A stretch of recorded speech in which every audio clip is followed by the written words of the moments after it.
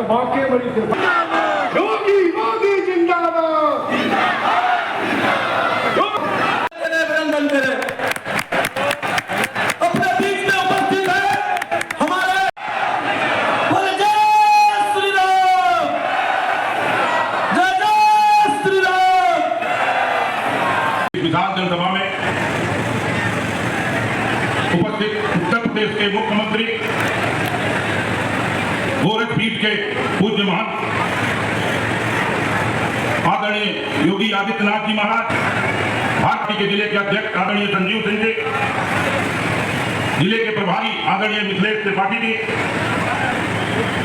जिले के लोक पूर्व विधायक आदरणीय रामू प्रियदर्शी जी, आदरणीय रामदेव आचार्य जी के प्रभारी, विधानसभा के प्रभारी आदरणीय कमला संगठी के पूज्य महान राजू दास जी, जिला उपाध्यक्ष आदरणीय सरजू दुबे जी, जिला उपाध्यक्ष प्रताप सिंह जी,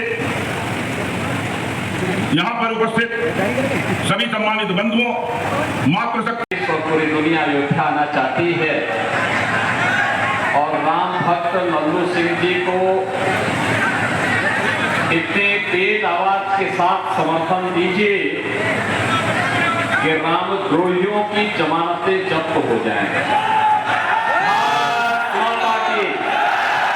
भारत माता की, भारत माता की जय जय श्री राम। लोकप्रिय सांसद और भारतीय जनता पार्टी के प्रत्याशी श्री लल्लू सिंह जी, भारतीय जनता पार्टी के जिला के अध्यक्ष श्री संजीव सिंह जी, जिला प्रभारी श्री मिथिलेश त्रिपाठी जी, लोकप्रिय विधायक श्री रामचंद्र यादव जी, पूर्व विधायक, बहनों और भाइयों, उन्हीं के समर्थन में अयोध्या वासियों से आह्वान करने के लिए मैं आया हूं कि पूरे देश के अंदर अभी 3 चरण के चुनाव बाकी हैं, लेकिन पहला चुनाव है जब आम जनमानस के मुंह पे एक ही स्वर गूंज रहा है, एक ही नारा गूंज रहा है, एक ही उद्घोष हो रहा है और वह नारा है कि फिर एक बार, फिर एक बार, फिर एक बार और अब की बार, अब की बार, अब की बार। और जब लोग बोलते हैं कि 400 पार कैसे, तो जनता जनार्दन कह देती है जो राम को लाए हैं, जो राम को लाए हैं। थोड़ा जोर से बोलिए भाई, आपकी आवाज को पूरे देश के अंदर सुननी चाहिए लोगों को। अयोध्या की आवाज इतनी दबी नहीं होनी चाहिए। पूरी दुनिया तो अयोध्या आ रही इस समय और इसमें तेजों से बोले जो राम को लाए हैं, जो राम को लाए हैं। बहनों और भाइयों, मुझे बोलने में कोई संकोच नहीं कि वर्तमान का ये चुनाव चौथे चरण आते आते पूरे देश के अंदर रामद्रोही और राम भक्तों के बीच में बढ़ गया है।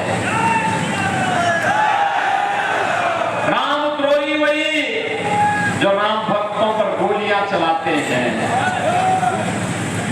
रामद्रोही वही जो हमारे राम लला की जन्मभूमि पर आतंकी हमला करने वालों के मुकदमों को वापस लेते हैं। रामद्रोही वही जो कहते हैं अयोध्या में राम मंदिर बेकार बना है। रामद्रोही वही जो राम भक्त कल्याण सिंह जी की मृत्यु पर संवेदना नहीं व्यक्त करते, लेकिन माफिया के मरने पर मातम मनाने जरूर जाते हैं। रामद्रोही वही जो देश के अंदर की जड़ हैं। रामद्रोही वही जो भारत का विकास नहीं चाहते, रामद्रोही वही जो विकास के कार्यों में जगह जगह बैरियर बनते हैं, और रामद्रोही वही जो गरीब के हक पर डकैती डालते हैं। और बहनों भाइयों, इसमें सबसे पहला नाम आता है समाजवादी पार्टी का और फिर साथ साथ कांग्रेस का। याद करिए, याद करिए, यही बोलते थे ना, ये सब कुछ अवरुद्ध तो हो गया, लेकिन राम भक्त वही जो राष्ट्र की सुरक्षा की पुख्ता व्यवस्था करे, राम भक्त वही जो भारत का सम्मान बढ़ा दे, राम भक्त वही जो विकास के बड़े बड़े कार्य ला दे, राम भक्त भाइयों। आप मुझे बताओ, क्या ये कांग्रेस और समाजवादी पार्टी के रहते अयोध्या में राम मंदिर का निर्माण हो पाता क्या? क्या हो पाता क्या?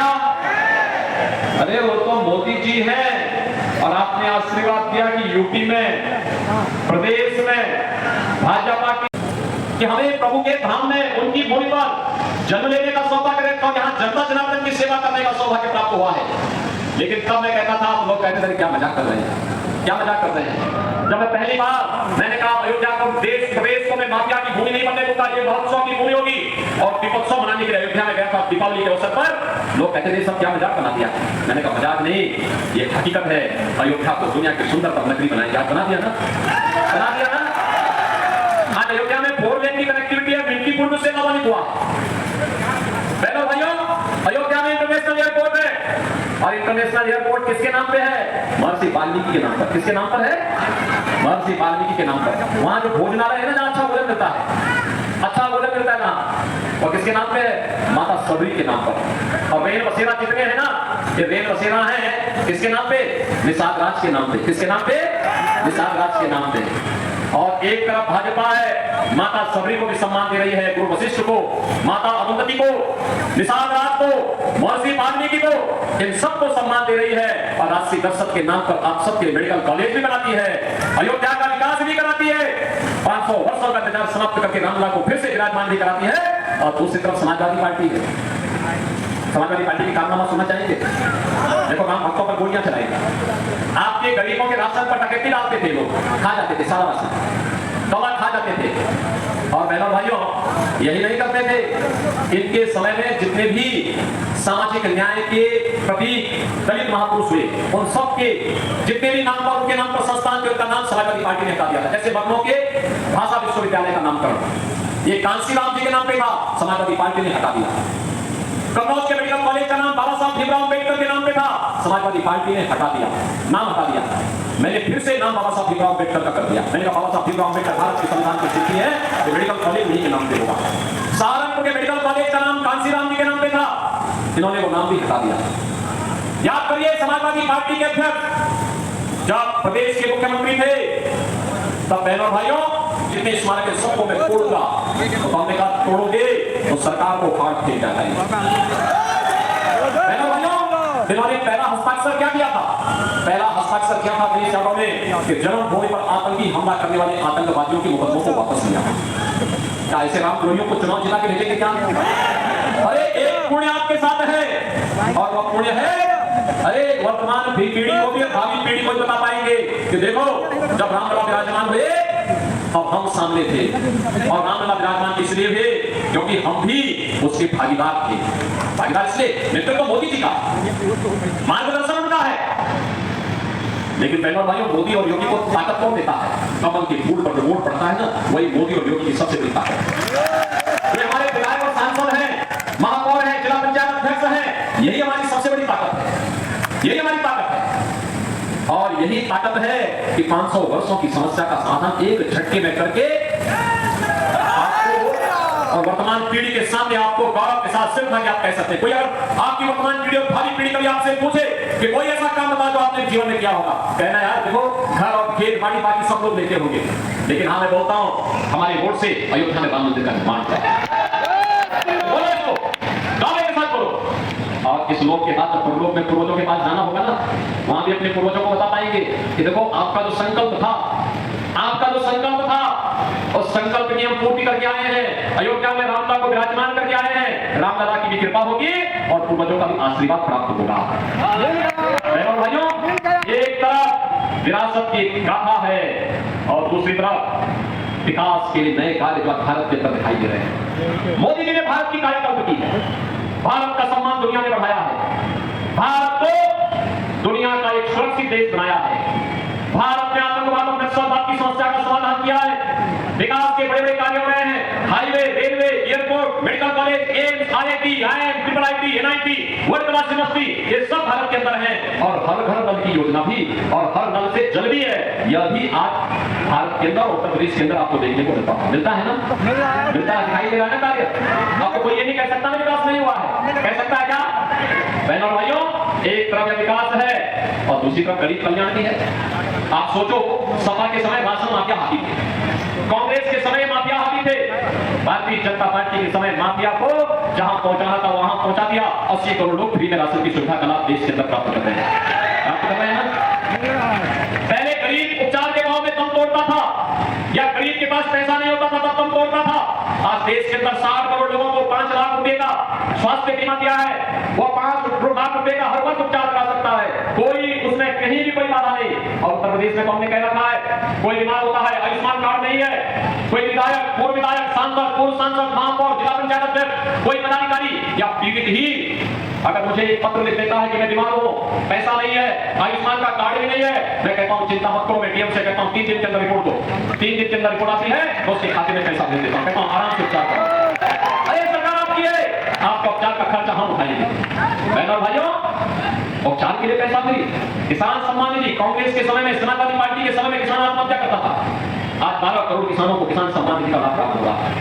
आज गांव में आप जाएंगे, गांव में स्वच्छता है, हर घर में शौचालय है, गांव की गरिमा भी है, नारी गरिमा की भी रक्षा हुई है। ये शौचालय बनाने का काम भी मोदी जी ने किया। और बहनों भाइयों, स्वस्थ ईंधन के लिए रसोई गैस का सिलेंडर हर कनेक्शन, हर परिवार को 10 करोड़ परिवार को दिया है। और हमने तो व्यवस्था भी की है कि होली और दीपावली को फ्री में भरा हुआ सिलेंडर उन परिवारों को देंगे। 4 करोड़ घर बन गए हैं। और बाकी आपको आश्वस्त करते हैं, जितने बचे हैं उन सबको बोल दीजिए अगले 3 वर्ष के अंदर मोदी जी के नेतृत्व में यही मकान बनाएंगे ना, तैयार है ना? बहनों भाइयों, गरीब कल्याण भी है तो विरासत भी है, विकास भी है, गरीब कल्याण भी है।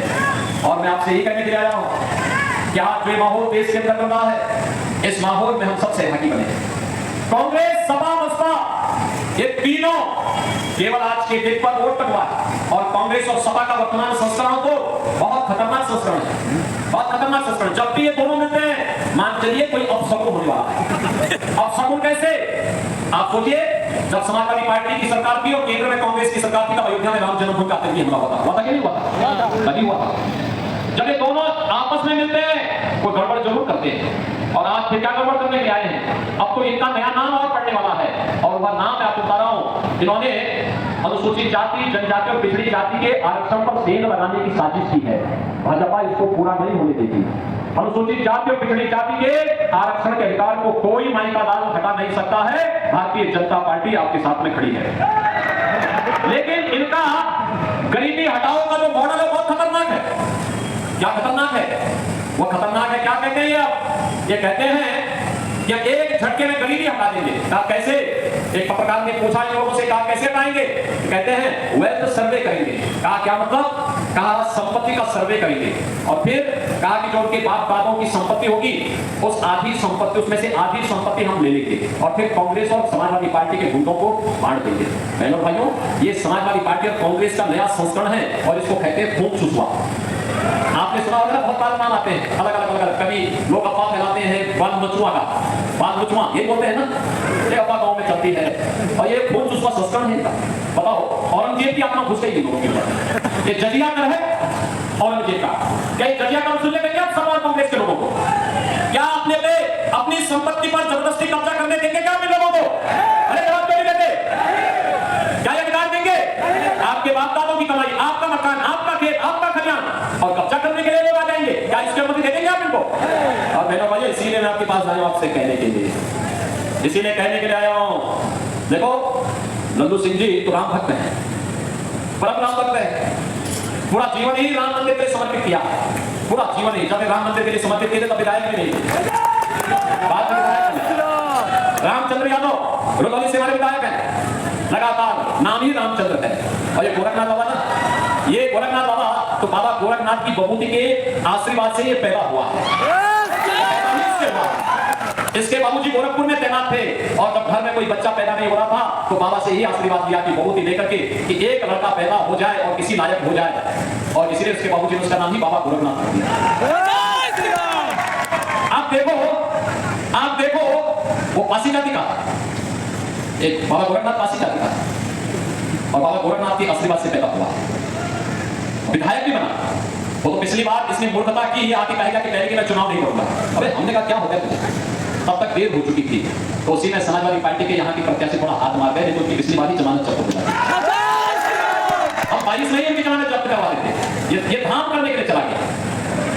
हमने कहा पहले जनता जनार्दन की सेवा करो, लोकतंत्र में सबसे बड़ा धाम ये है। और बहनों भाइयों, आज मैं आपसे कहने के लिए आया हूँ, इसीलिए कहने के लिए आया हूँ कि लोग और परलोक दोनों को सुधारने का अवसर है। कमल चुनाव चिन्ह पर वोट देकर के आत्मनिर्भर और विकसित भारत की परिकल्पना को साकार करना है, और वह केवल और केवल भाजपा कर सकती है, मोदी जी के नेतृत्व में। मोदी जी भारत के विकास के रथ के साथी हैं, महाभारत के युद्ध में कृष्ण की भूमिका में है, और जहां मोदी जी होंगे, जहां कमल का फूल होगा, वहां विजय जरूर होनी है।